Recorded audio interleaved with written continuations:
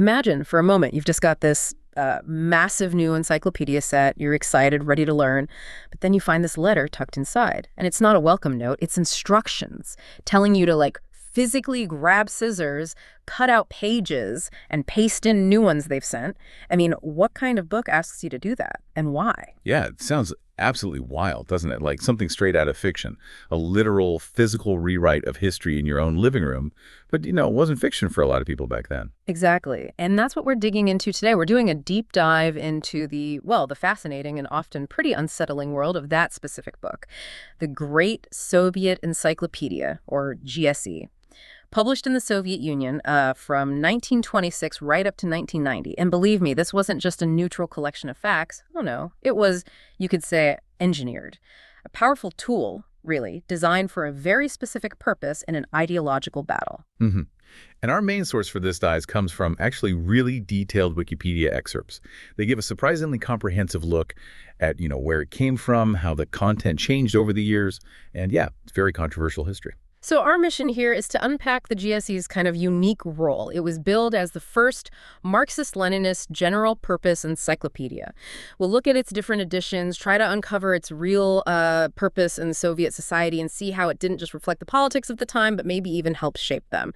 You're going to see just how powerful information itself can be, how it can be used strategically. A lesson that I think still matters today. Okay, so let's unpack this. Where did the idea even come from? It seems the concept for the Great Soviet Encyclopedia first popped up around 1923, and the driving force was Otto Schmidt, a pretty major figure at the Russian Academy of Sciences. He was the one who really pushed for it. Right. And it's pretty striking who he got involved early on. By early 1924, he'd pulled together this, notable group. You had Mikhail Pokrovsky. He was the rector of the Institute of Red Professors, so key for the ideological side. Nikolai Meshcheryakov, who'd headed up Glavit. Mm-hmm. That's a state publishing and censorship body. So yeah, control is built in. And then figures like the poet Valery Brusov, the mathematician Veniamin Kagan, Konstantin Kuzminsky, their proposal got the green light in April 1924. And you also had Anatoly Lunacharsky involved, the People's Commissar of Education. He'd actually worked on an earlier workers' encyclopedia idea. Yeah. So this wasn't just some academic whim. It had serious backing from the top, politically and intellectually. Okay, so they get this top-tier team together, but this wasn't a one-shot deal, was it? The GSE actually went through 3 major versions, 3 distinct editions, and each one seems to kind of mirror the Soviet state itself as it evolved. Exactly. The first edition, that ran from 1926 to 1947. Huge. 65 volumes, 65,000 entries, plus this extra volume just about the Soviet Union. Otto Schmidt, the guy who started it, was chief editor until 1941. Just think about the sheer scale of that first attempt. 65 volumes. And then they decided to do it again. Yep. The second edition came out between 1950 and 1958. And this was even bigger, in a way. 50 volumes this time, but they packed in 100,000 entries, plus another supplementary volume. Sergei Vavilov and then Boris Vidensky were the chief editors. And interestingly, they published 2 separate index volumes later, in 1960, just to handle all the content. It was a massive refresh and expansion. Okay, so 50 volumes, 100,000 entries, and then came the third edition. That's right, from 1969 to 1978. This one was, maybe streamlined is the word, down to 30 volumes. But they kept that 100,000 entry count, which is impressive. And an index volume came out in 81.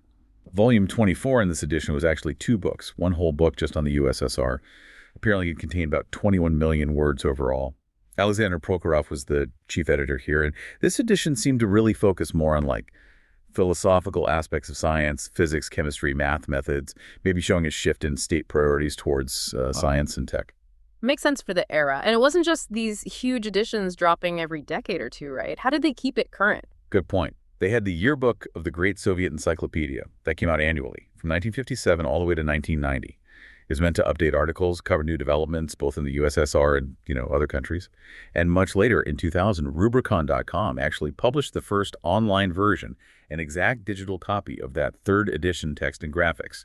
So it entered the digital age, too. Thinking about all those millions of words, those decades of work, who were the actual people writing this stuff, the contributors? Well, the lists of editors and contributors read like a who's who of, Soviet science and politics. Yeah. Really the top tier. You had people like Georgy Alexandrov writing on materialism, Valentin Asmas covering metaphysics, and Plato, Nikolai Vavilov on genetics, and interestingly, eugenics. These were leading minds. And this is where it gets really interesting, maybe a bit dark. not everyone who contributed had a happy ending, did they? No, definitely not. That's the really chilling part. Some very prominent contributors, figures like Andrei Bubnov, Nikolai Bukharin, Karl Radek, they were later executed during the purges. Take Karl Radek. He wrote articles on, say, Victor Adler, the Bavarian Soviet Republic topics. And then, boom, executed in 1939. It just hammers home the incredibly dangerous political climate they were working in. Being a top scholar for the GSE was no guarantee of safety. Right. That context is crucial. It makes you really question, okay, what was the real purpose of this encyclopedia created under those kinds of conditions? Because, yeah, it seems pretty clear it wasn't just about sharing neutral information. Not at all. And they weren't even shy about it. The foreword to the second edition just lays it right out. It says the GSE, like all Soviet media, was directed toward the furtherance of the aims of the party and the state. It even declared, bold as anything, the Soviet Union has become the center of the civilized world. I mean, talk about setting out your stall ideologically. Wow. No ambiguity there? None. And there was even a formal decree in 1949 for that second edition. It explicitly ordered the encyclopedia to elucidate widely the world historical victories of socialism in our country, and crucially, show the superiority of socialist culture over the culture of the capitalist world, unquote. It was also told to use Marxist-Leninist theory to give a party criticism of contemporary bourgeois tendencies. So it had marching orders. Promote our side, attack theirs. So it wasn't just a reference book. It was an active participant in the ideological struggle. Absolutely. Yeah. And this mission permeated everything, right down to the definition of education itself. The GSE's second edition described the role of education as developing communist morality, ideology, and Soviet patriotism in kids, inspiring unshakable love toward the Soviet fatherland, the Communist Party, and its leaders. It also mentioned propagating Bolshevik vigilance, internationalism, strengthening Bolshevik willpower and character. The third edition kept this up, stressing the unity of education and communist upbringing and pushing secular education to exclude religion. It was a total system. And this wasn't just an internal Soviet view, right? How did outsiders see it? Well, we have a really telling observation from William Benton. He was the publisher of Encyclopaedia Britannica, no less. After talking extensively with the GSE editors, he said they were basically working under a government directive that orders them to orient their encyclopedia as sharply as a political tract. He literally called it a fighting propaganda weapon, and noted the editors answered only to the highest levels of government, the Council of Ministers. That's a pretty damning assessment from a peer in the encyclopedia world. A fighting propaganda weapon. That really says it all. Which brings us back to that, frankly, bizarre story about cutting out pages. The damnatio memoriae. Yes, the condemnation of memory. Maybe the most tangible example of the political control. The Lavrenti Beria incident is the most famous one. After Beria, who was head of the secret police, a really powerful figure, was arrested and executed in 1953, subscribers to the second edition got this. Well, this extraordinary letter. And this is where my opening story comes from. The letter told them. Yeah. What exactly? Yeah. It instructed them, quite literally, to take scissors, cut out the 3-page article on Beria, just destroy it, and then paste in new pages they'd enclosed. These new pages expanded the entries for F.W. Burkholz, the Bering Sea, and Bishop Berkeley. Completely unrelated filler, basically, to cover the gap. And we know this happened. The University of California Berkeley Library confirmed they received this replacement package by April 1954. It wasn't just a myth. I just can't get over that. Receiving official instructions to perform censorship on your own bookshelf with glue and scissors, it's kind of darkly comical, but mostly just chilling. It really is. And Beria wasn't the only one. This kind of thing happened fairly often, apparently. Subscribers would get these directives to replace articles, especially biographical ones, about political figures who had fallen out of favor, like Nikolai Bukharin. Their entries would be completely rewritten, sometimes shortened, sometimes vilified, depending on the current party line. It shows just how fluid and controlled the official version of history was. The encyclopedia wasn't static. It was constantly being revised to fit the present narrative. So this incredibly controlled, politically charged encyclopedia, did it have any reach outside the Soviet Union? Surprisingly, yes. It wasn't just for domestic consumption. The third edition, for example, was actually translated into English. Macmillan Publishers put out a 31-volume English version between 1974 and 1983. It must have been a huge job, though apparently you really needed the index because the translation was done volume by volume, making it hard to navigate otherwise. An English version. Wow. Anywhere else? Yes, there was also a Greek translation. This one was even bigger, 34 volumes, published between 1977 and 1983. And what's really interesting there is that they didn't just translate it. Articles about Greece were expanded, and they added hundreds of new articles specifically for the Greek audience. These were a marked Greek version supplement. They even added another volume later covering the 1980s. So it shows they were actively adapting the content, trying to tailor the Soviet perspective for specific foreign audiences. So it's like targeted propaganda dissemination. You can certainly see it that way. Yeah. It wasn't just a passive translation effort. And remember, the GSE wasn't alone. There was a whole network of these encyclopedias within the Soviet sphere. Major ones in Ukrainian, Belarusian, Uzbek, Georgian, published in the languages of the different republics. It points to this massive state-sponsored effort to define and control knowledge across the entire Soviet system. Okay, so this huge enterprise runs for decades. What happened when the Soviet Union itself started to crumble? Well, as you'd expect, the publication of the Great Soviet Encyclopedia itself wound down. It was suspended in 1990 and then stopped completely in 1991 when the Soviet Union dissolved.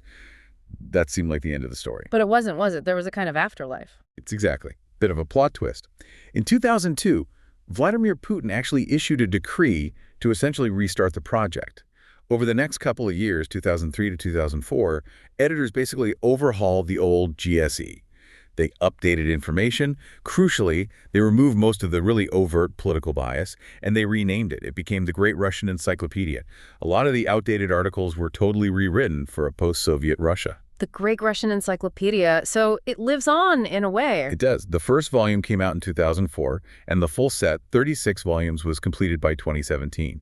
Now it's overseen by the Russian Academy of Sciences, funded by the Russian government, and distributed to libraries and schools across the CIS countries, the Commonwealth of Independent States. So even though there's this modern successor, what about the old GSE? Does anyone still use it? Surprisingly, yes. Even with the new Russian version out there, apparently the 1980s editions of the Great Soviet Encyclopedia are still used quite a bit today, particularly, it seems, as references in scientific and mathematical research. Some of that technical information holds up. That's really interesting. So despite its undeniable, very strong Marxist bias, which scholars are wholly aware of, the GSE isn't just a historical relic. It's still seen as a valuable source, especially if you want to understand Russian history, the Soviet perspective on things. It's incredibly detailed on the USSR's history, its economy, science, art, culture, all the different ethnic groups. It really offers a unique, if heavily filtered, window into that entire worldview. So wrapping this up, we've journeyed through the Great Soviet Encyclopedia, seeing it not just as this, massive set of books, but as a carefully crafted tool of state policy. We saw how it changed through its editions, how it was shaped by its contributors, some of whom faced terrible fates, and how it even demanded its readers physically alter its pages. We've seen its clear ideological mission, its surprising global influence through translations, and how it even managed to morph into a new encyclopedia for the post-Soviet era. Yeah, the story of the GSE is a powerful reminder, isn't it? That even something that seems as objective as an encyclopedia can be loaded. It can be a tool not just to share knowledge, but to actively shape how people see the world, what narratives they accept. It really makes you stop and think, doesn't it? What about the information sources we rely on today, even the ones we think are completely neutral? What hidden messages, what assumptions, what biases might be lurking beneath the surface? How do we tell the difference between information and persuasion? It's a deep dive into the past, for sure, but the questions it raises feel incredibly relevant right now.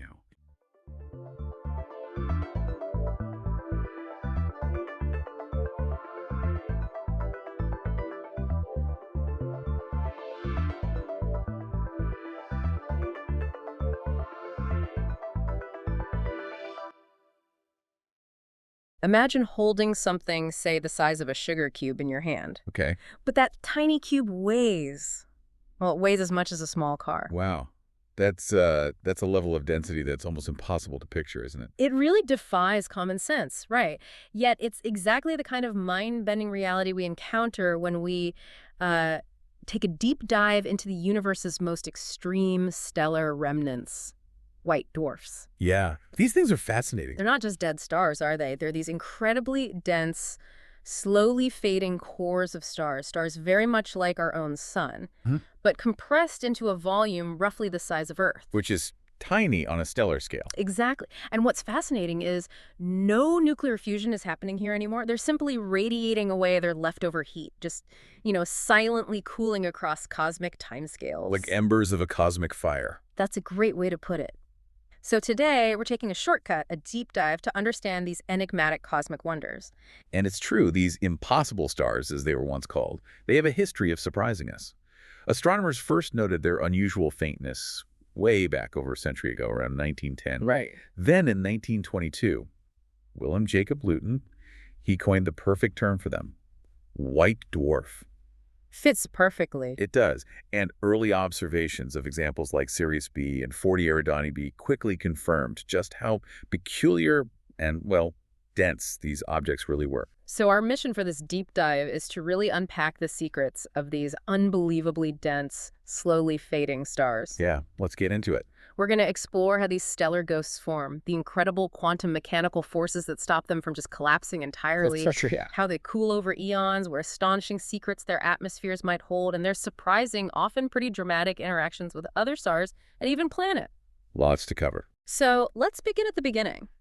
How do these things actually come to be, the genesis of these stellar remnants? It turns out, forming into a white dwarf is, well, it's the ultimate fate for the vast majority of stars in our galaxy. Yeah, something like over 97% of them, actually. It's the standard end-of-life path for most stars. Wow, 97%? That's right. For a low-medium mass main sequence star, a star like our sun, burning hydrogen in its core, with a mass generally between about half and maybe 8 times the mass of our sun, the end game follows a pretty consistent path. Right. It first expands into a red giant. Then its core starts fusing helium into carbon and oxygen. Right, the later stages of fusion. Exactly. And then it sheds its outer layers. This often creates a spectacular glowing shell of gas. That's what we call a planetary nebula. With those beautiful Hubble images we see. Precisely. And what's left behind in the center is that inert, super dense core. That's the white dwarf. Okay, so that core is mostly carbon and oxygen for a sun-like star. But you mentioned different masses. Are there other types? Rarer kinds? Absolutely. While carbon-oxygen, or CO white dwarfs, are the most common, we also find oxygen-neon-magnesium, or 1MG, white dwarfs. Oh, 1MG. Okay. Yeah, these come from slightly more massive progenitor stars, stars that were just hefty enough to fuse carbon, but not quite enough to fuse neon. Ah, so a slightly different endpoint. Exactly. Yeah. And then there are helium white dwarfs. Now, these are particularly intriguing. Why is that? Because stars low enough in mass to form them naturally, we're talking less than about half a solar mass. Well, their lifespans are actually longer than the current age of the universe. Wait, so they shouldn't exist yet? Not from single-star evolution, no. Yeah. So the helium white dwarfs we do observe almost always form through mass loss in binary systems. One star strips material off its companion before it can evolve naturally. So interactions between stars change the game. Completely. It shows the diversity possible, even in stellar death, Yeah. It's not always a solitary process. And speaking of diversity, I read something about a zombie star. That sounds pretty bizarre. Yes, it's quite a concept. It challenges our sort of neat picture of stellar demise. There's this proposed idea called a type IX supernova. That's where a weak carbon detonation happens, but it isn't strong enough to completely blow the white dwarf apart. So it survives? Sort of. It creates an asymmetric explosion, kicks out only a small bit of the star's mass, and leaves behind this remnant, the zombie star. Wow. And this remnant then reaccretes heavier elements, potentially forming an iron core white dwarf, which would be smaller and cool down much faster than the typical CO white dwarfs. So even weirder types are possible, suggest more complex pathways for how stars end. Exactly. It gives us new things to look for, new ways stars might evolve. Okay, let's circle back to that density. Just how unfathomably dense are we talking? We're talking densities that can reach, 10,000 to 10 million grams per cubic centimeter. It's incredible. Billions of grams per cubic centimeter. Yeah, it's only surpassed in the cosmos by neutron stars and, well, theoretically quark stars. And when astronomers first figured this out, it must have been shocking. It genuinely was. There's this great story about Ernst Üppig back in 1916. He calculated the density for 40 Eridani B, and it came out over 25,000 times the density of the sun. He famously called it impossible. I bet. And then Arthur Eddington, about a decade later, in 1927, he put it perfectly. He imagined getting a message from Sirius B, its companion star. What did the message say? It said, "I'm composed of material 3,000 times denser than anything you have ever come across. A ton of my material would be a little nugget that you could put in a matchbox." A ton in a matchbox. That's incredible. So How is this impossible truth actually possible? What's the physics? What stops it collapsing further? Right, that's the crucial question. What's fascinating here is that the material inside a white dwarf isn't normal matter. It's a plasma. You've got unbound nuclei and electrons all jumbled together. This allows the nuclei to pack way closer than they can in, say, your desk or even the sun's core. But gravity is still immense. What Yeah. pushes back? The real hero here is something called electron degeneracy pressure. Electron degeneracy pressure. Okay, what's that? It's a quantum mechanical effect.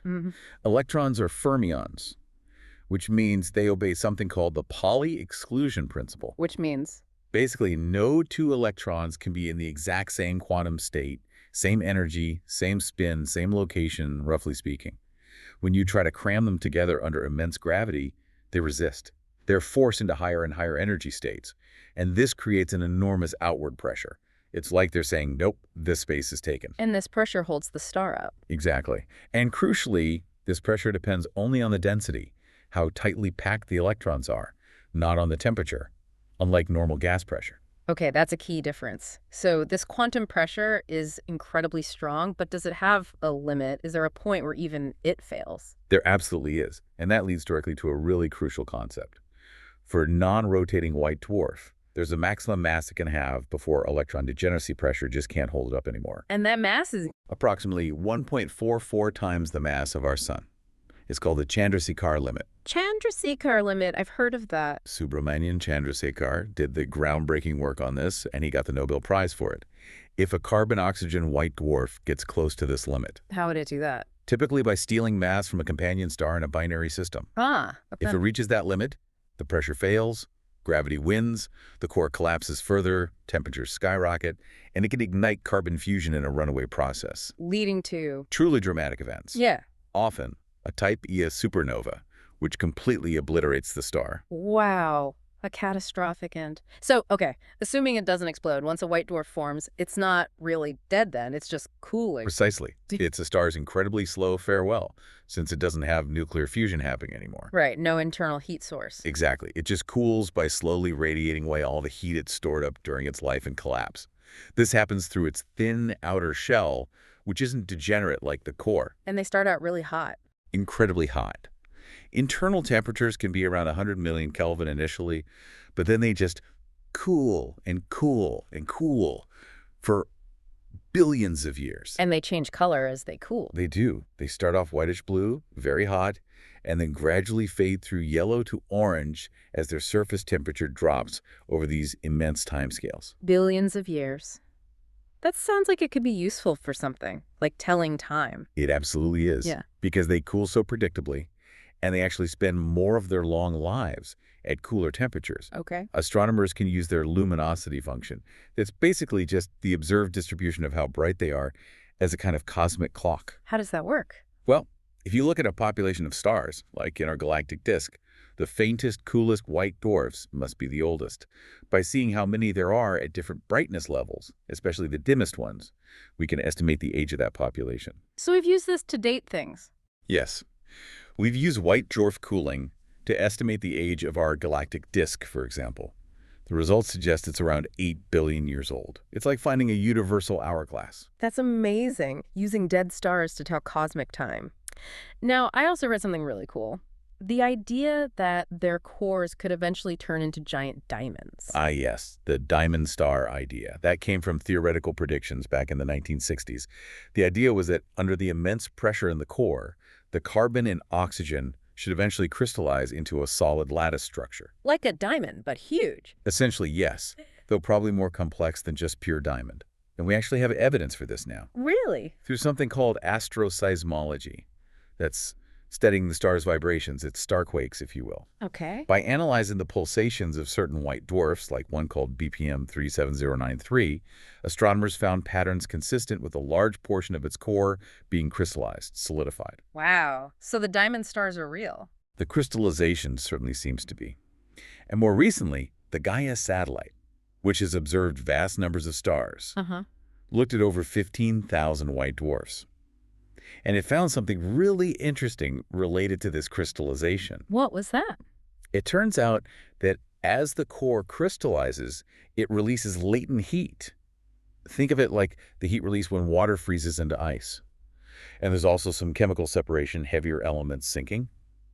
Both these processes actually delay the white dwarf's cooling for a period. So they stay hotter for longer than we thought. Exactly. It causes a sort of pileup or traffic jam in their cooling sequence.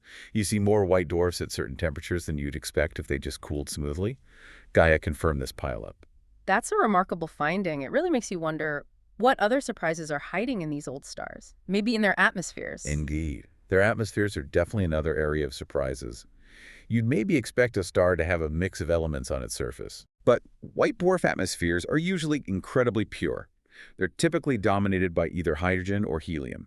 And the main element is usually at least 1,000 times more abundant than anything else. 1,000 times? Why so pure? It's down to that immense surface gravity again. It's so strong it acts like a cosmic filter.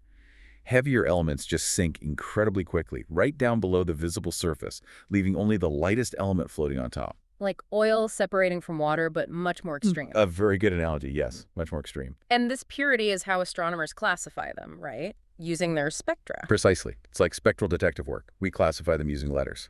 D8 white dwarfs have hydrogen-dominated atmospheres. They make up about 80% of the ones we see. Okay, DA for hydrogen. And DB have helium-dominated atmospheres. That's around 16%. There are other rarer types, too.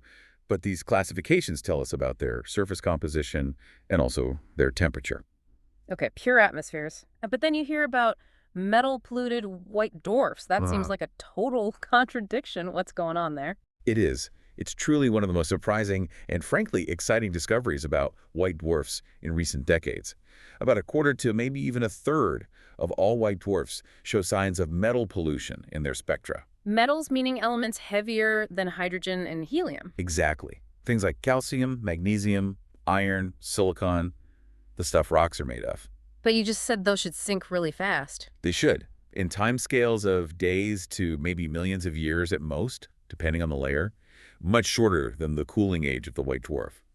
So seeing them there means they must have arrived recently. Arrived from where?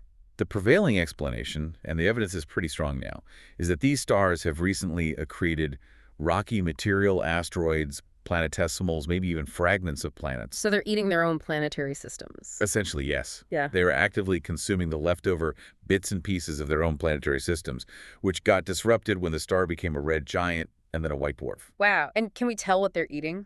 We can. By analyzing the specific elements and their abundances in the white dwarf's atmosphere, we can actually deduce the composition of the object that fell in.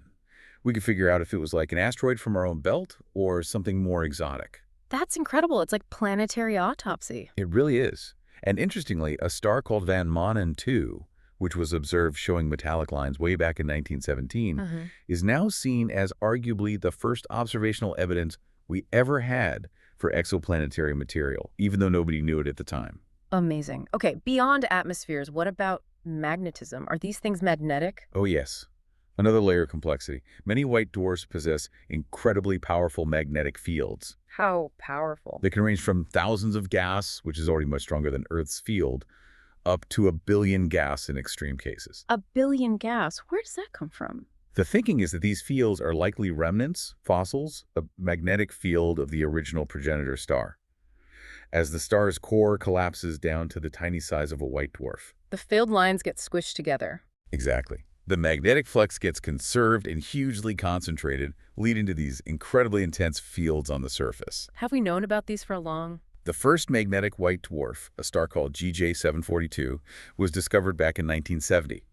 But we're still finding new weirdness. Just recently, we've discovered things called white dwarf pulsars. Pulsars? I thought those were neutron stars. Mostly, yes. But a system called AR-Scorpii, or AR-SCO, was found where a rapidly spinning, highly magnetic white dwarf is blasting its red dwarf companion with beams of radiation, causing pulses, much like a neutron star pulsar. It was an amazing discovery, showing white dwarfs can do pulsar-like things, too. Always more surprises. Okay, let's shift gears a bit. What happens when these white dwarfs aren't alone? When they're in binary systems, things can get pretty dramatic then, right? They certainly can. When a white dwarf has a close companion star, it can start pulling material off that companion due to its strong gravity. This accretion process fuels some really energetic events. Like novae. Exactly. A classical nova is one well-known outcome. This happens when hydrogen-rich material stolen from the companion builds up on the white dwarf surface. Ah. Eventually, the pressure and temperature get high enough to ignite runaway hydrogen fusion on the surface. It's a massive thermonuclear explosion, making the star suddenly incredibly bright. And these can happen more than once. Yes, novae are typically repeatable because the white dwarf itself usually survives the surface explosion. This is different from dwarf novae, by the way. How are dwarf novae different? Dwarf novae are less energetic outbursts. They're not caused by nuclear fusion, but by instabilities in the accretion disk around the white dwarf. The disk suddenly dumps a load of material onto the star, releasing gravitational energy as brightness. Okay, so novae are surface explosions, dwarf novae are disk instabilities. Yeah.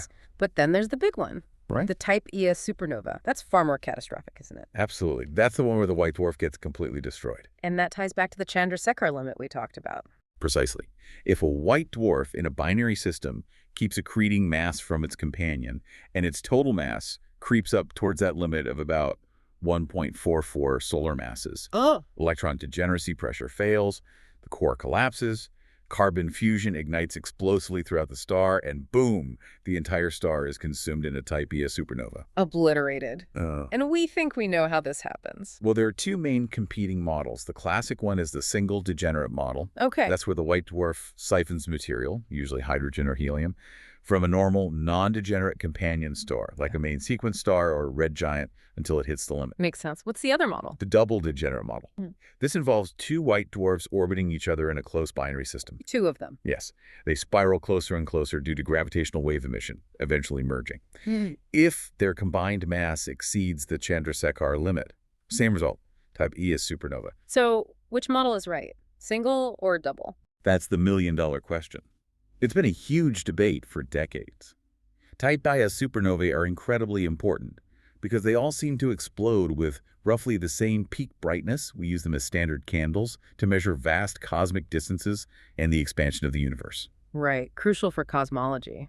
Exactly. But not knowing the exact trigger mechanism is a bit embarrassing, frankly. For a long time, the single degenerate model was favored, but finding the surviving companion stars proved difficult. Recent observations and simulations are now leaning more towards the double degenerate scenario, or perhaps a mix of channels. The jury is still somewhat out. Fascinating. So much depends on understanding these explosions. You also mentioned something called post-common envelope binaries. What are they? Ah, right. These are interesting outcomes of binary evolution. Imagine a star evolves into a red giant and actually engulfs its close companion, say a smaller red dwarf star. The companion gets swallowed. Yes, it finds itself orbiting inside the red giant's extended atmosphere, the common envelope. Drag forces cause the companion to spiral inward, closer to the giant's core. What happens then? If the orbital energy released is enough to eject that common envelope, before the companion merges completely with the core, you're left with the core of the giant, which becomes the white dwarf and the companion star in a very tight orbit, much closer than they were originally. A post-common envelope binary. Exactly. These systems are precursors to many interesting phenomena like cataclysmic variables, which cause novae, potentially those double white dwarf systems that merge, maybe even things like AR-SCO, the white dwarf pulsar. It's a key phase in binary evolution. So stars interacting really changes their fates dramatically. Which brings us back to planets. If white dwarfs are the remnants of sun-like stars, can they still have planets orbiting them, like planetary graveyards? Yes, they absolutely can, and we're finding more and more evidence for this. It's opened up this whole new field of studying planets around dead stars. What kind of evidence are we seeing? There are basically three main types of observable evidence for these remnant planetary systems. First and most common is that metal pollution we already talked about. That's strong evidence for rocky bodies, asteroids, or planet fragments being tidally ripped apart and falling onto the white dwarf. Somewhere between a quarter and maybe even half of all white dwarfs show this. So eating rocks is common. What else? The second type is infrared excess. Some white dwarfs glow brighter in infrared light than expected for the star itself. Meaning there's something else warm there. Exactly. It indicates the presence of a flat, dusty disk orbiting the white dwarf. These are debris disks, also formed from tidally disrupted rocky bodies. The dust gets warmed by the white dwarf and radiates in the infrared. Like Saturn's rings, but made of ground-up asteroids. Sort of, yeah. And these disks are thought to be temporary, eventually spiraling inward onto the star. We've even found cool examples like LSPM J0207 plus 3331, which seems to have two distinct dust rings at different temperatures, suggesting maybe multiple disruption events. Wow, okay, so pollution and dust disks. What's the third type? The third, and the rarest but maybe the most exciting, is the direct detection of actual planets or large planetary bodies still orbiting the white dwarf. We've actually found planets around white dwarfs. Yes. It's tough because the white dwarfs are faint and the planets don't produce their own light, but we've done it. As of late 2023, the clearest case is WD 1856 plus 534b. It's a gas giant, Jupiter-sized planet found because it passes in front of its white dwarf host. A Jupiter orbiting a tiny white dwarf. How did it get there? Or survive? That's the big question. It's orbiting surprisingly close. It likely migrated inward after the star became a white dwarf, otherwise it would have been engulfed during the red giant phase.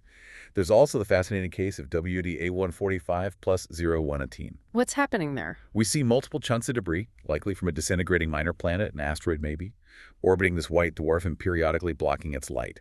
We see the star's brightness dip in complex ways as these dusty clouds pass in front. We're literally watching a small world get torn apart. Planetary destruction in real time. It sounds like these remnants are far from quiet places.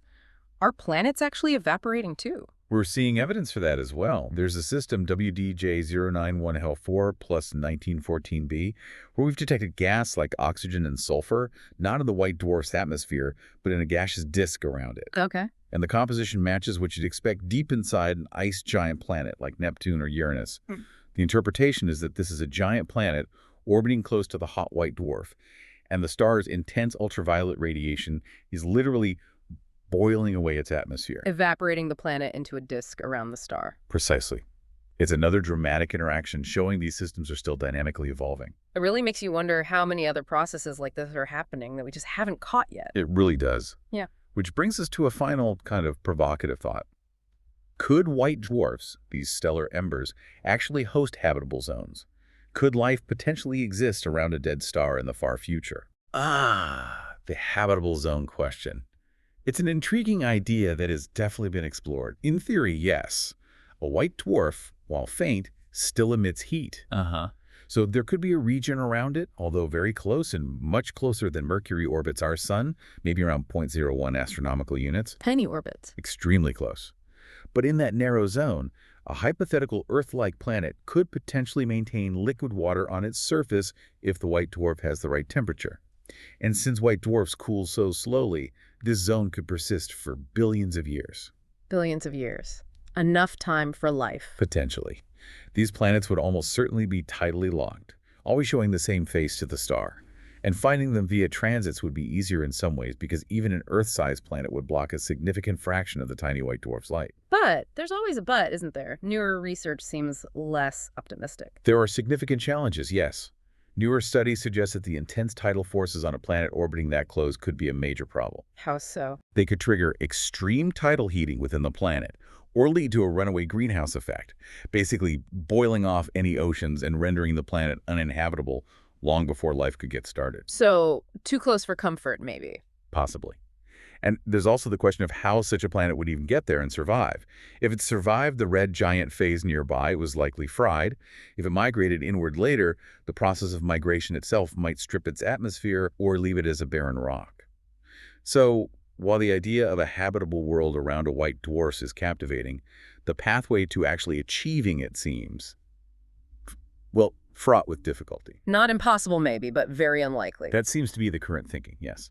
More likely planetary graveyards than cradles for new life. So what is the ultimate end for a white dwarf? Well, assuming nothing dramatic happens like accretion or merging, they just keep cooling. Over truly immense timescales, many trillions of years, far longer than the current age of the universe. Trillion. They will eventually cool down so much that they no longer radiate significantly at visible wavelengths.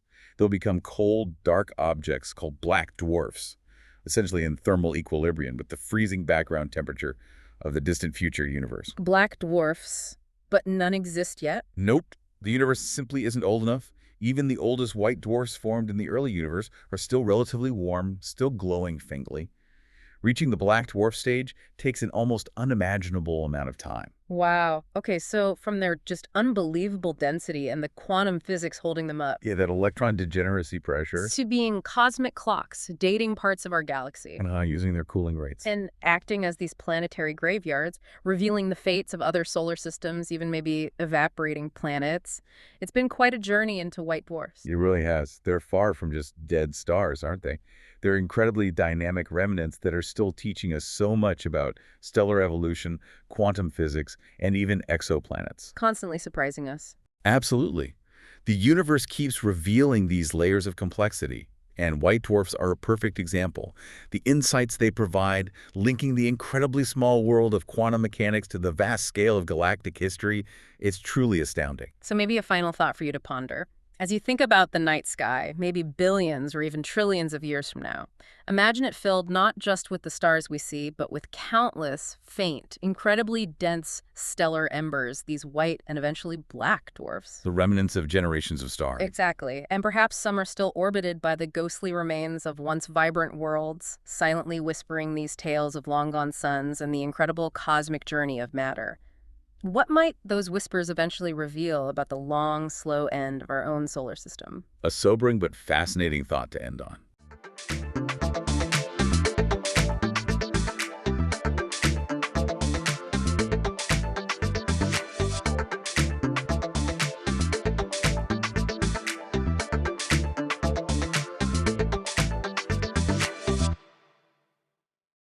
Welcome to the Deep Dive. Today we're unpacking a story that, well, truly reshaped history. A maritime legend. Its tragic end sent shockwaves around the world. The RMS Lusitania. You see, her sinking wasn't just a terrible disaster. It was really a pivotal moment. It helped redefine global conflict. So let's explore this ship. A marvel of engineering, a symbol of luxury, and ultimately, yeah, a flashpoint that pushed a hesitant nation closer to war. And that's exactly what we want to get into today, our mission, if you like. We're going to sift through the Lusitania's detailed history, from its ambitious conception, its groundbreaking design, all the way to its watery grave, and of course the controversies that still linger. The goal is to connect those threads, Yeah. naval power, cutting-edge engineering, luxury travel, international diplomacy, all intertwined at a really pivotal moment in the 20th century. And hopefully pull out some key insights, maybe dispel a few common misconceptions along the way. That sounds like a fantastic mission for this deep dive.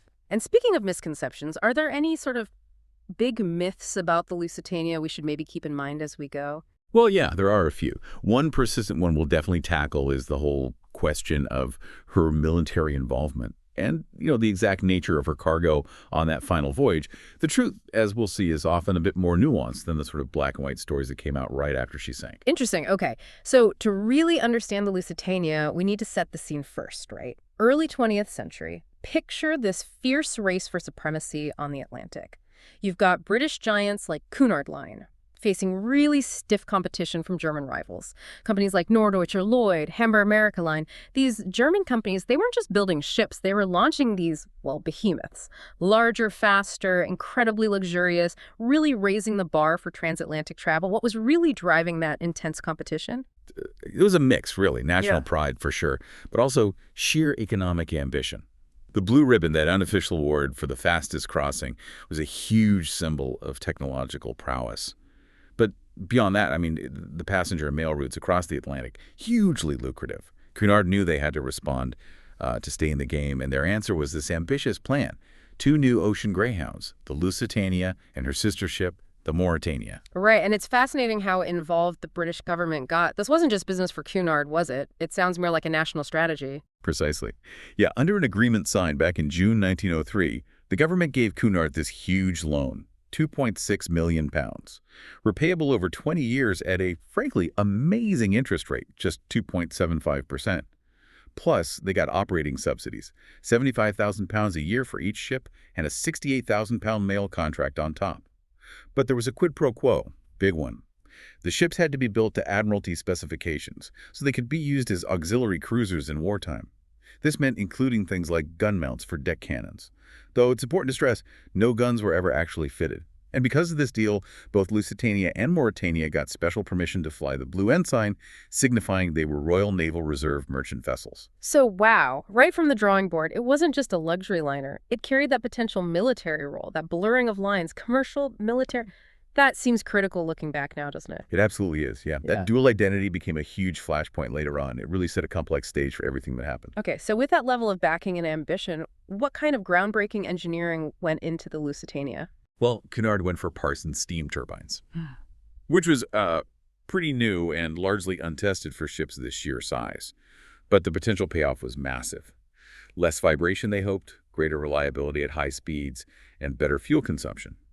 To hit their target speed 25 knots, they actually shifted from an initial 3-propeller design to 4 propellers, driven by 4 separate turbines. During construction, they even added a 4th funnel.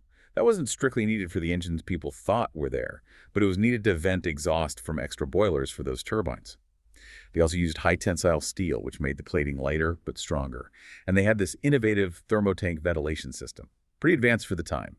It gave, believe it or not, 7 complete air changes per hour throughout the ship. 7 air changes an hour in 1907. That's pretty remarkable. What kind of difference would that make for passengers back then? Oh, it's a game changer for comfort, especially in the big public rooms. And even down in third class, steerage. It really cut down on that stuffiness, the stale air you'd get on older liners. It made for a much more pleasant, almost, modern feel. Indeed. And the interiors were just as impressive, weren't they? The Scottish architect James Miller designed Lusitania's spaces. He went for bright plasterwork, historical styles like Louis VI the Georgian, gave it a much lighter feel than her sister Mauritania, which used a lot more dark wood paneling. The first-class dining saloon was apparently the grandest room, spanned 2 decks, huge 29-foot dome frescoes, like something out of a palace, and other first-class areas like the lounge with stained glass for each month. Sumptuous. They even pioneered a veranda cafe totally new for Cunard, and it wasn't just first class, was it? Second and third class were meant to be remarkably good for the time. Immigrants apparently loved having actual cabins instead of open berths. The Lusitania really sounds like a marvel. But you can't talk about these liners without thinking of their rivals, particularly White Star Line's Olympic class. How did Lusitania stack up against titans like the Titanic? Ah, yes, the inevitable comparison. And you're right, the Olympic class ships, Olympic, Titanic, Britannic, they were bigger, no question, about 100 feet longer, wider, Right. maybe 15,000 tons heavier. And yeah, they offered more amenities like swimming pools, Turkish baths, that kind of thing. But the key design differences were really striking. Lusitania was known for, well, heavy vibrations, those 4 powerful turbines. At top speeds, some reports said second and third class sections were almost uninhabitable because of the shaking. The Olympic class, on the other hand, used a different system, a combination of older reciprocating engines and 1 turbine. It gave a much smoother ride. Interesting. Why was that hybrid system better for comfort? Less vibration? Well, it's about balancing power and how it's delivered. Lusitania's pure turbine setup was fast, absolutely. But turbines can transmit more high-frequency vibration through the hull. The Olympic class's mix of engines inherently smoothed out that power delivery, dampened the vibrations, made for a noticeably more stable, comfortable journey. And then there was Lusitania's prow. Her bow was straight, designed to cut through waves, not ride over them. Great for speed, but it led to this alarming pitching motion, even in relatively calm seas, and it made her potentially vulnerable to rogue waves. And that brings us to a design flaw that, well, tragically became fatal later on. Precisely. This is critical. While Lusitania had 13 watertight compartments, she could theoretically float with any 2 flooded. She also had these longitudinal bulkheads. These ran lengthwise, separating the boiler and engine rooms from the coal bunkers along the sides of the ship. The problem: the sliding doors connecting the bunkers to the boiler rooms often stayed open during normal operations, to shovel coal. Critically, calculations showed that if just 3 coal bunkers on one side flooded, the ship could list so severely that launching lifeboats would become impossible. Contrast that with Titanic. Her design focused on stability. She was built to sink with only a few degrees of list, allowing more time for evacuation. And speaking of lifeboats, another crucial factor. Originally, Lusitania only had 16 boats for about 1,000 people. Hadn't had the rules back then, believe it or not. But after the Titanic disaster, they added more. She ended up with 22 regular devated boats, plus 26 collapsible ones that needed assembling. But as we'll see, given how fast she sank and how sharp that list was, even this proved insufficient. It directly contributed to the terrible loss of life. So a key insight here: despite all the cutting-edge tech for speed and luxury, there were fundamental flaws in stability and safety planning. What a chilling detail, that structural difference. Wow. Still, despite these underlying issues, her early career was full of triumphs. Commodore James Watt took her on her maiden voyage from Liverpool, September 1907. Huge crowds, hundreds of thousands, saw her off and welcomed her in New York. And almost immediately, October 1907, she snatched the blue ribbon. That coveted fastest crossing award set a record. 4 days, 19 hours, 53 minutes westbound. Pretty amazing. She briefly got it back again in 1909 after some propeller tweaks, only to lose it to her sister, Mauritania, just weeks later. Sibling rivalry, eh? But over 8 years, an impressive 201 transatlantic crossings, carried what, over 155,000 passengers west, 106,000 east, and get this, in 1909 she was part of the Hudson-Fulton celebration in New York. Shared the stage, so to speak, with Wilbur Wright's Flyer. Imagine that image, the giant ocean liner and the fragile early airplane. A powerful symbol, really, of a shift coming in travel, end of one era, dawn of another. But as the 1910s began, a darker chapter opened, World War I. And this immediately put Lusitania in a complicated spot. She's built with those Admiralty subsidies, right? She could be converted into an armed merchant cruiser, an AMC. She was even on the official AMC list, listed in Jane's All the World's Fighting Ships in 1914 as an auxiliary cruiser. But here's the twist. Despite all that planning, all that classification, she was never actually armed, never formally requisitioned by the military. How did just her potential military role affect things as the naval war escalated? Oh, it complicated everything immensely. You see, the Royal Navy blockaded Germany right at the start. Then, partly in retaliation for German mine-laying, the UK declared the whole North Sea a military area. Mind the approaches. Germany's response. Declare the waters around the UK a war zone, warning that all Allied ships there could be sunk without warning. Britain then hit back again, declaring all food imports to Germany as contraband of war, basically, illegal goods. So you get this rapid tit-for-tat escalation of naval warfare. Now, you have to understand the cruiser rules at the time. International law generally said you had to safeguard civilian lives unless military necessity made it impossible. But by April 1915, Germany, finding their U-boats weren't sinking as much as they wanted, actually loosened their rules of engagement. Their own internal documents admitted this encouraged mistakes in targeting, a deliberate move away from the established norms. So the danger to ships like Lusitania was definitely growing. And initially, they did take some precautions, didn't they? She used painted gray for a while, trying to disguise her, make her less visible. They even shut down her number 4 boiler room, save coal, save crew. But that cut her top speed from over 25 knots down to about 21. But then, they made this really controversial decision. They repainted her in full civilian colors. Gilt name, Cunard funnels, white superstructure, the works. Why on earth would they do that with tensions rising? It seems bizarre in hindsight, doesn't it? But it really stemmed from a miscalculation, a belief that the immediate danger had actually passed. There was a feeling, a perception that the German U-boat threat in the western approaches near Ireland had largely evaporated. Yeah. So they felt confident enough, apparently, to revert to the colors that screamed luxury civilian liner. But this confidence was, well, terribly misplaced, because Germany had made that very specific declaration back in February 1915, establishing the war zone around Britain and Ireland, and explicitly stating Allied ships, including enemy passenger craft, would be sunk without warning. And then came that really chilling detail, the German embassy's public warnings. Indeed, yeah. The German embassy in Washington, under Ambassador von Bernstorff, actually placed advertisements in 50 American newspapers. This was April 22nd, 1915. Warning people point blank about sailing on British ships into the war zone. And these ads, just by coincidence, appeared in the papers on May 1st, the very day Lusitania sailed from New York on her last voyage. Both the British and American governments objected strongly, of course. They argued threatening to sink ships indiscriminately was just plain wrong, regardless of a warning. It was pretty unprecedented, that public warning, almost like a dare. Yet she sailed, and the Admiralty had given Lusitania specific instructions on avoiding submarines, right? Evade, maybe even steer towards them. It's worth noting, too, that just a couple of months earlier, March 1915, her previous captain, Daniel Dow, had apparently failed to meet up with escorts and just sailed on to Liverpool alone.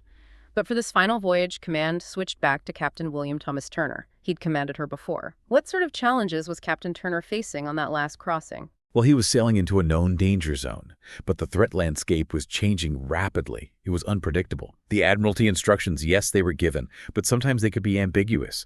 And coordinating with escorts, I mean, the ocean's vast. Communication wasn't like today. It was difficult. He was essentially heading into a known, yet still, I think, underestimated danger. And then, May 7th, 1915, the unthinkable. Lusitania was nearing the end of her journey, about 11 miles off the old Head of Kinsale, coast of Ireland. the German submarine U-20, commanded by Kapitänleutnant Walter Schwieger. Schwieger later claimed he hadn't actually identified the ship when he fired. A single torpedo struck, starboard bow, just behind the bridge. But then just moments later, this devastating second explosion erupted from inside the hull, and the ship just started to founder incredibly quickly, listing heavily sharply to starboard. 18 minutes. Yeah. That's just terrifyingly fast for a ship that size to go down. The chaos, the fear on board must have been unimaginable. How did that speed affect any chance people had, especially with the lifeboats? The speed, combined with that severe list, it was catastrophic for survival, just catastrophic. Only 6 lifeboats out of 48 total were launched successfully. Many others just tipped over, smashed against the hull as they were lowered, or simply couldn't be launched because of the ship's extreme angle. The numbers are stark. Out of 1,960 people on board, that's 1,264 passengers, 3 stowaways, 693 crew, a staggering 1,193 died. Only 767 survived. And the impact on American lives was huge. 128 U.S. citizens were among the dead, including some really notable figures: Elbert Hubbard, the writer, Charles Frohman, the theater producer, Alfred Gwynne Vanderbilt, the millionaire businessman. The human cost was just immense and immediate. And the sinking triggered this immediate, huge international outcry. Britain, the Empire, but especially in the United States. The German government pretty quickly tried to justify it. Through an unofficial spokesman, Bernhard Dernberg, he pointed to Lusitania's supposed status as an auxiliary cruiser and, crucially, her cargo. Claimed she was carrying contraband of war. But what exactly was in that cargo? That became such a huge point of contention, didn't it? It really did. And this is a crucial point to understand regarding the cargo and the whole debate that followed. Her official cargo manifest, the one filed before she sailed, openly listed things like 4.2 million rounds of rifle cartridges, .303 caliber. Also, 1,250 empty shell cases and 18 cases of non-explosive artillery fuses. The New York Times actually reported these details the day after the sinking. And Cunard's own assistant manager in New York, Herman Winter, admitted, yes, they were carrying small arms ammunition. However, later research uncovered an additional manifest, one filed after sailing, and it revealed that those empty shell cases were actually 12,248 boxes of filled 3-inch artillery shells, filled with shrapnel. That's about 103,000 pounds or 50 tons of artillery shells.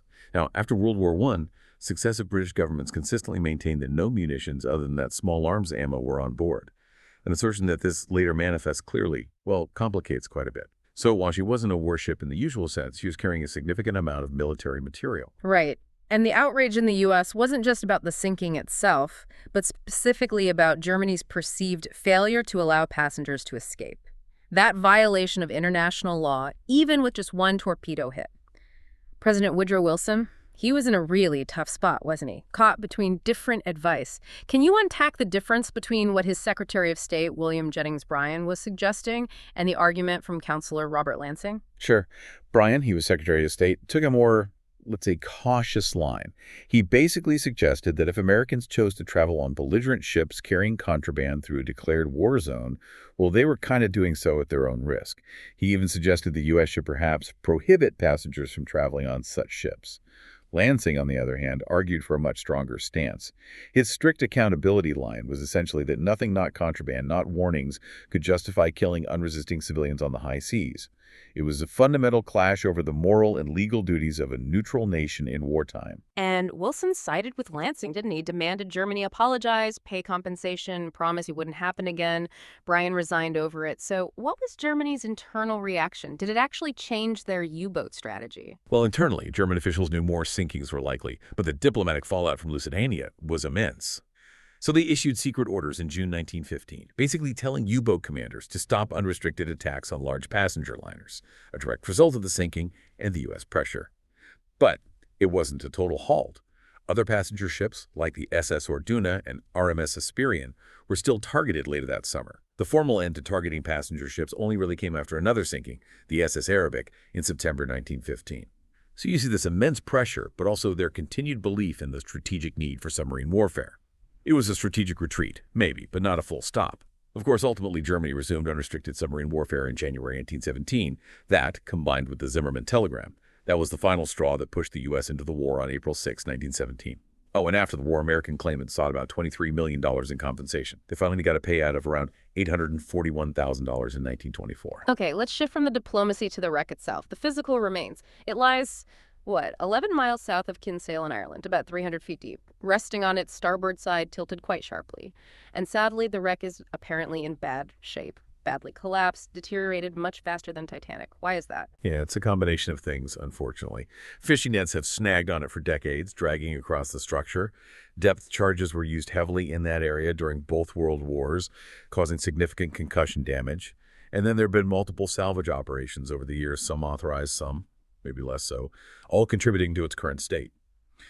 People have been interested in salvaging it almost since it sank. Back in the 1930s, Simon Lake, the submarine inventor, had this wild plan involving a 200-foot steel tube to get to the purser's safe. But his company ran into money troubles, the contract lapsed, nothing happened. Then much later, 1967, the wreck was actually sold to a former U.S. Navy diver, John Light. And in 1968, an American venture capitalist named Greg Bemis became a co-owner. By 1982, he'd brought out his partners and owned the wreck outright. And Bemis, well, he became absolutely convinced there was more to the story, spending decades fighting legal battles and trying to explore it. Right, and that brings us straight to those persistent conspiracy theories, especially the idea that the British government was somehow involved or deliberately covered up the cargo. That whole topic got a boost in 2014 when British papers were released, didn't it? There was a memo from 1982 warning salvage divers about possible presence of explosives and saying there was a large amount of ammunition in the wreck, some of which is highly dangerous. How do we square that with the earlier official denials? Why do these theories stick around? It's definitely a tricky piece of the puzzle. That 1982 memo certainly sounds dramatic, and it absolutely fueled speculation. But crucially, the very same batch of released papers also contained the counterpoint. An internal inquiry around that time found no evidence of secret munitions or any special ammunition. It only confirmed the publicly known stuff, some 5,000 cases of small arms ammunition. And importantly, the salvage company involved back then found no explosives. The theories persist, I think, because the whole context was so charged. Espionage, propaganda, shifting alliances. People naturally look for hidden explanations. And the fact that there was some military cargo, even just rifle rounds, leaves that door open for speculation to grow. So it's that gap, that uncertainty that gets filled. And Greg Bemis certainly kept pushing his ideas, didn't he? He absolutely did. Robert Ballard, famous for finding Titanic, did an expedition in 1993, which Bemis authorized. Ballard found the cargo hold area seemed undamaged by the torpedo. He concluded a coal dust explosion was the likely cause of that second devastating blast. Bemis rejected that finding. He was convinced it was something else, something secret. He had ongoing legal tussles, particularly with the Irish government after they declared the wreck a heritage site in 1995. Eventually, Bemis got an imaging license in 2008, worked with Odyssey Marine Exploration. And a licensed dive team later found and photographed about 15,000 rounds of that .303 rifle ammunition in the bow area. Left it in place, though. Then in 2012, Lawrence Livermore National Laboratory did an analysis. They concluded torpedo was the main cause, secondary explosion was likely a boiler explosion. Bemis rejected that too. Sadly, he passed away in 2020 without ever proving his conspiracy theory. The wreck's now owned by a museum in Kinsale, Ireland. But it's still a very dangerous dive site. Depth charges, nets, poor visibility, makes finding definitive answers incredibly hard. A truly complex and tragic legacy indeed. I remember back in 2015, the 100th anniversary, there was a flotilla from the Isle of Man honoring the local fishermen who rescued about 150 survivors, a poignant moment. And Cunard's own ship, Queen Victoria, made a special voyage to Cork in Ireland for the commemoration. So as we wrap up this deep dive, what really stands out from the Lusitania story is how it's like a microcosm of that whole complex era, the early 20th century. It's this incredible blend of engineering ambition, unbelievable transatlantic luxury, and then the brutal, messy realities of global conflict. It really highlights the layers, doesn't it? Design choices, international diplomacy, political maneuvering, and ultimately the terrible human cost when it all collides. Just a chilling reminder of how fast the world could change and how one event could help ignite a global fire. Exactly. And leaves us with a thought perhaps for you, our listener, to consider. Given this intricate web economic competition, military strategy, those shifting rules of international law all swirling around the Lusitania, what does her story suggest about the challenges of staying neutral? About those really difficult gray areas that still exist in conflict today? And maybe how does information, or perhaps the control of information, continue to shape how we all perceive major global events? It's a question that still feels very relevant.